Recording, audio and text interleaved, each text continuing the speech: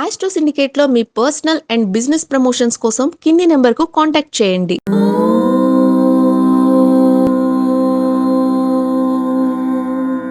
శ్రీరామ రామ రామేతి రమే రామే మనోరమే సహస్రనామ తత్తుల్యం రామనామ వరాననే. ఒక సోదరి ఆ మధ్య జాతకం చూపించడానికి మన దగ్గరికి వచ్చారు. వాళ్ళ కూతురు యొక్క జాతకం కోసం వచ్చారు. వచ్చినప్పుడు పాపం ఆవిడకి భర్త లేడు. భర్త పిల్లలు పుట్టాక పాపం భర్త గారు కాలం చేశారు.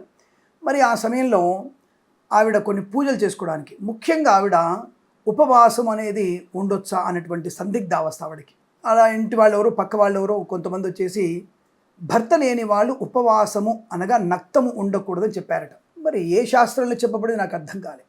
తప్పనిసరిగా మన మోక్ష స్థితిని పొందడానికి, జన్మరాహిత్యాన్ని పొందడానికి ఎవరికి వారి వారి నోములు ఉంటాయి. కాబట్టి మీరు నిస్సందేహంగా భర్త లేని వారు కూడా ఖచ్చితంగా నక్తము, ఉపవాసము, దీక్షలు అంటే ఈ యొక్క భగవంతునికి సమర్పించేటువంటి ఏకవార నక్తము అంటారు దాన్ని, ఏకవార నక్తము, చాంద్రాయణ వ్రతాలు తప్పకుండా చేయవచ్చు. దానికి ఎటువంటి దోషం లేదు. అలాగే చాలామంది భర్త లేనటువంటి ఆడవాళ్ళు దేవుడి కోసం మాలలు కట్టవచ్చా అనేటువంటి అనుమానం కూడా ఉంటుంది. భగవంతుడు అనేవాడు కొన్ని విషయాల్లోనే భార్యాభర్తల బంధాన్ని ఉంచాడు. దాంట్లో సుమంగళి యోగాలు కొన్ని ఉంటాయి. తాళి కట్టుకోవడం, నల్లపూసలు, ఇటువంటివి అంటే మట్టి గాజులు అంటారు వాటిని, మట్టి గాజులు, ఇలాంటివన్నీ కూడా భర్త ఉన్న వాళ్ళకి సుమంగళి యోగ్యమైనవి. ఎందుకు అనేది చాలాసార్లు చెప్పాను. ఒక వ్యక్తి మీద భర్త చనిపోయిన తర్వాత తన పాతివ్రత్యాన్ని పోగొట్టుకోకుండా దాచుకోవడానికి ఇటువంటివి నిబద్ధతలు ఉన్నాయి, నియమాలు ఉన్నాయి. మగవాడికి కూడా ఉన్నాయి. భార్య చనిపోయిన మగవాడు ఎప్పుడు కూడా గుండు మీదనే ఉండాలి, పూర్తిగా గుండు మీద ఉండాలి, పిలక పెట్టుకొని ఉండాలి, ఏ కులమైనా సరే. అందుకే మనము ఈ యొక్క హిందూ ధర్మంలోనే అనేక రకాల కులాలుగా విభజించారు మనల్ని. బాపనోడు ఇలా ఉండాలి, వీరోళ్ళు ఇలా ఉండాలి, నువ్వు మాదిగా, నువ్వు మాల, నువ్వు కుమ్మరి, నువ్వు టెక్కలి, ఇలా ఒక రకమైనటువంటి అనవసరమైనటువంటి మాటలు మాట్లాడుతూ మనల్ని విభజించే ప్రయత్నం. వ్యక్తిగత ఆచారాలు వేరుగా ఉన్నా అందరం కూడా హిందూ ధర్మ సమాజంలో ఉన్నాం. మనం ఒకరికొకరంగా ఉన్నాం. ఒక సింపుల్ లాజిక్, దేవాలయ నిర్మాణానికి తప్పకుండా మనము ఆదివారంలో మాల, మాదిగ, వడ్రంగి, సాలె, పద్మశాలీలు, బ్రాహ్మణులు, కుమ్మరి, ఇలా అనేక రకమైనటువంటి వ్యక్తుల సముదాయము చేతనే దేవాలయ నిర్మాణం ఏర్పడుతుంది. ఒడ్డరి వాళ్ళు ఆ శిల్పాన్ని చెక్కిన తర్వాతనే దేవాలయంలోకి అర్హత ఉంటుంది ఆ రాయికి. ఇంతమంది చేతులు కలిపితేనే దేవాలయం, మనం ఇదివరకున్నటువంటి బృహదీశ్వరాలయం కానివ్వండి, తంజావూరు దేవాలయం కానివ్వండి, యాదగిరీశ్వర స్వామి దేవాలయం కానివ్వండి, ఏ దేవాలయం అయినా సరే అన్ని వ్యవస్థలో వర్ణాలు ఉన్నటువంటి అందరూ కలిస్తేనే దేవాలయ వ్యవస్థ. కాబట్టి ఆ వ్యవస్థలో ఒక్కొక్కళ్ళు ఒక్కొక్క పార్ట్ని వాళ్ళు తప్పకుండా చేసుకున్నారు. అలాంటప్పుడు మనలా దేవాలయం రానివ్వలేదని కొంతమంది చేసినటువంటి తప్పుడు పనులు, ఎవడో చేసిన కొన్ని తప్పుల పనుల వల్ల ఆ బ్రాహ్మణి వల్ల మిగతా దాన్ని వెలివేయడం, ఆ బ్రాహ్మణుల గురించి బ్రాహ్మణ సమాజాన్ని ఇప్పుడు ఎత్తి చూపడం లాంటివి కనబడుతున్నాయి. అది లేదండి. కాబట్టి దేవాలయ నిర్మాణంలో అందరి పాత్ర ఉంది. హిందూ ధర్మటువంటి ప్రతి కులం వాళ్ళు ఆ దేవాలయానికి ఒత్తి కడుతున్నారు కదా. ఒత్తిని చుట్టే వాళ్ళు ఎవరు ఉన్నారు? ఆడవాళ్ళే చుడతారు దాదాపుగా. ఇప్పుడంటే మీకు నేత మిషన్లు వచ్చాయి. నేత మిషన్లలో దారం వేసి కట్ చేసి తగ్గగా ఒత్తులు కడుతున్నారు. ఒకప్పుడు పత్తిని తీసుకొని దారంగా చేసి ఆ పత్తిని మంచిగా ఒత్తిగా చేసేటువంటి ఆడవాళ్ళు కొన్ని వందల మంది ఉన్నారు, మేము చూసాం. కాబట్టి మరి వాళ్ళందరూ కూడా బ్రాహ్మణులు ఏం కాదే. పద్మశాలీలు ఉన్నారు, మాలలు ఉన్నారు, మాదిగలు ఉన్నారు, చాకలి వాళ్ళు ఉన్నారు, మంగలి వాళ్ళు ఉన్నారు. ఇన్ని రకాల విభిన్నమైనటువంటి వ్యక్తుల యొక్క సమూహము చేతనే దేవ నిర్మాణము, దేవాలయంలో ఉపయోగించేటువంటి వస్తువులు, నూనె తయారు చేసేవాడు, ఇంతమంది సహకారం ఉన్నప్పుడు ఇప్పుడు మనకి ప్రస్తాంశం ఏంటంటే అటువంటి దేవ నిర్మాణంలో మనం ఉన్నటువంటి వ్యక్తులము, ఆ దేవుళ్ళలో పనిచేసేటువంటి వ్యక్తులు అందరూ కూడా భగవంతుని ముందు సమానులైన అర్థం. ఇక్కడ కొన్ని విషయాల్లో ఆచార వ్యవహారాల్లో మనకి ఈ యొక్క ఆడవాళ్ళు సుమంగళి ద్రవ్యాలని, సుమంగళి తత్వాన్ని వదిలిపెట్టుకోవాలి. మగవాళ్ళు కూడా పూర్తి స్థాయిలో భార్య అయినప్పుడు తప్పకుండా వాళ్ళు కూడా నియమ నిబద్ధతలు, వాళ్ళ యొక్క పాతివ్రత్యాన్ని, మగవాడు కూడా పాతివ్రత్యం, మగవాడికి కూడా శీలం ఉంటుంది. ఆ శీలాన్ని కాపాడుకోవడానికి మగవాడు కూడా ముతక వస్త్రాలు ధరించాలి, గుండు మీద ఉండాలి, విభూతి నుదుట పెట్టుకోవాలి అన్న విషయాన్ని గుర్తుపెట్టుకోండి. ఆడవాళ్ళకి కాదు సుమా, మగవాళ్ళకు కూడా ఉన్నాయి. కాబట్టి కొన్ని విషయాలు మాత్రమే భార్యాభర్తలు ఉన్నప్పుడు కొన్ని అలంకరణలు ఉంటాయి, అది వేరే విషయం. అలాగే కొన్ని పూజలు, నోములు, వ్రతాలు అనేవి కొన్ని వీళ్ళకి ఆడవాళ్ళకి భర్త ఉన్నప్పుడు కొన్ని ఉంటాయి. భర్త గతించిన తర్వాత, భర్త స్వర్గస్థుడు అయిన తర్వాత ఏకాదశి వ్రతం ఉంటుంది, తప్పకుండా చేసుకోవచ్చు. అలాగే దేవుడి కోసము మనం పూలమాలలు ఆడవాళ్ళు అంటే భర్త లేని ఆడవాళ్ళు కట్టవచ్చు. ఆ భగవంతుడి కోసం కుంకుమార్చన కోసం కుంకుమ పసుపుని కూడా రెడీగా చేసి పెట్టవచ్చు. దానికి ఎటువంటి దోషం ఉంది? పసుపు ముట్టుకుంటారా, కుంకుమ ముట్టుకుంటారా? ఇది ఎక్కడ చెప్పారు మీకు?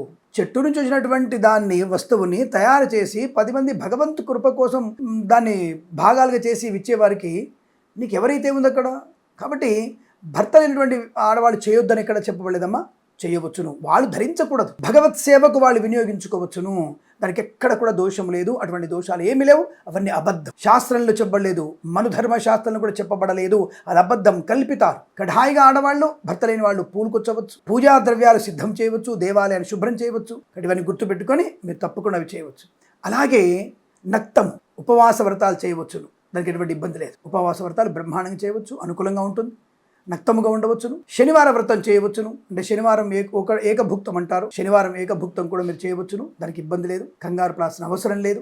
ఆడవాళ్ళు శుభ్రంగా భగవత్ సేవలో పాలు పంచుకోవచ్చును.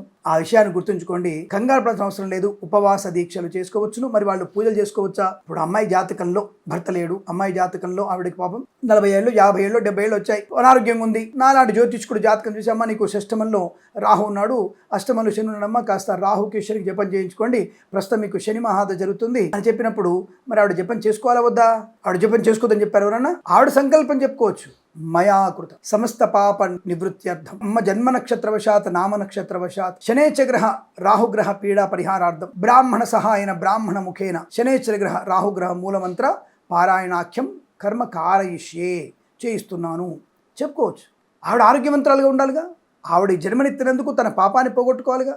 ఏ రోగం లేకుండా 120 సంవత్సరాలు 100 సంవత్సరాలు పూర్తయిన తర్వాత ఆవిడ విష్ణు సాహిత్యాన్నో శివ సాహిత్యాన్ని పొందాలి కదా. అంటప్పుడు ఈ శని రాహుల వల్ల వచ్చినటువంటి అనారోగ్యం దూరం చేసుకోవాలంటే శని రాహుల యొక్క మూలమంత్ర జపం బ్రాహ్మణులు చేయించుకోవాలిగా. ఏ దుర్గా పూజ చేయించుకోవాలిగా, తనన్న జపం చేసుకోవాలిగా. కాబట్టి జపము తపము అటువంటివి తప్పకుండా చేయించుకోవచ్చును.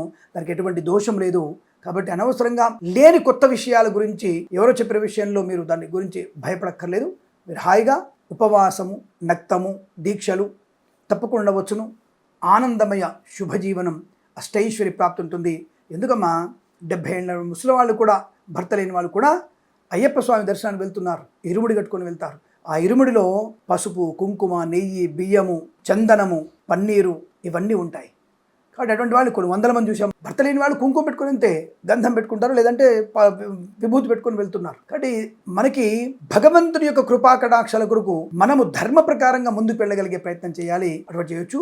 మా అమ్మమ్మ గారే జన్మ జ్యోతుల దీక్ష. మా అమ్మమ్మకి జన్మ జ్యోతుల దీక్ష. గురు రాఘవేంద్ర స్వామికి మా అమ్మమ్మ గారు 94 ఏళ్ళు బతికారు. 94 ఏళ్ల వరకు ఆవిడ ఈ రాఘవేంద్ర స్వామికి పుత్ర సంతానం కలిగితే జన్మ అంటే ఈ జన్మలో మొత్తం కూడా ప్రతి సంవత్సరం ఒక నెల అనుకుంటాను, ఒక నెలలో చేస్తారు ఆవిడ. అది ఆషాఢ మాసం ఏదో మాసం చేస్తారు. జ్యోతులు రాఘవేంద్ర స్వామి జ్యోతులు పెడతారు. ఆ జ్యోతి దీపం పొద్దున వెలిగిస్తే సాయంత్రం కొండెక్కిన తర్వాత మా అమ్మమ్మ గారు భోజనం చేసేవారు. మరి ఆ దీపానికి అమ్మమ్మ గారు పసుపు కుంకుమ వేసేది, అక్షంతలు వేసేది. బ్రహ్మాండంగా పుత్ర సంతానం ఉంది, 2 ఆడపిల్లలు. మా అమ్మగారు హాయిగా మేము వారి సంతతి ఆరోగ్యంగా ఉన్నాం, ఆయుష్ ఉంది, ధనం ఉంది, మాకు సంతాన వృద్ధి ఉంది. మరి మేమే ఉదాహరణ ప్రత్యక్షం కనబడుతున్నాం కదా. మళ్ళీ ఎవరంటే మీరు బాపనోళ్ళు కాబట్టి చేశారు, అది బాపనోళ్ళ ఇంకొకళ్ళ అనేది అనవసరం అన్న. ఎవరైనా భర్త లేని వారందరూ కూడా ఒకే కేటగిరీలో ఉంటారు. కాబట్టి వారి వారి ఆచార వ్యవహారాలు తప్పకుండా పాటిస్తూ భగవత్ కృపా కటాక్షం, నిబద్ధత, భక్తి, విశ్వాసంతో మనం చేసేటువంటి నక్తం పూజలు కూడా మనకి ఆనందాన్ని, శుభయోగాన్ని కలిగిస్తాయి, మంచి ఐశ్వర్యాన్ని కలిగిస్తాయి. మన పిల్లలకి మంచి బుద్ధిని, విచక్షణ జ్ఞానాన్ని కలిగించే అవకాశం ఉంటుంది. కాబట్టి తప్పకుండా భర్త లేని వారు కానీ, భార్య లేనటువంటి భర్తలు కానీ తప్పకుండా దీక్షలు ఇటువంటివి చేయవచ్చును. దానికి ఎటువంటి దోషం లేదు. శుభమస్తు, అఖండ ఐశ్వర్యమస్తు. నమస్కారం. ప్రేమతో మీ కిరణ్ శర్మ. తప్పకుండా మన ఛానల్ని మరొక 1000 మంది చేత సబ్స్క్రైబ్ చేయించాలి. తొందరలోనే మనం 10 లక్షల సబ్స్క్రైబర్స్ని చూడాలని నా మనస్సు కోరిక. అటువంటి స్థాయికి మనం వెళ్ళాలని, దానికి మీ సహకారం కావాలని కోరుకుంటూ మరొకసారి నమస్కారాలతో కిరణ్ శర్మ.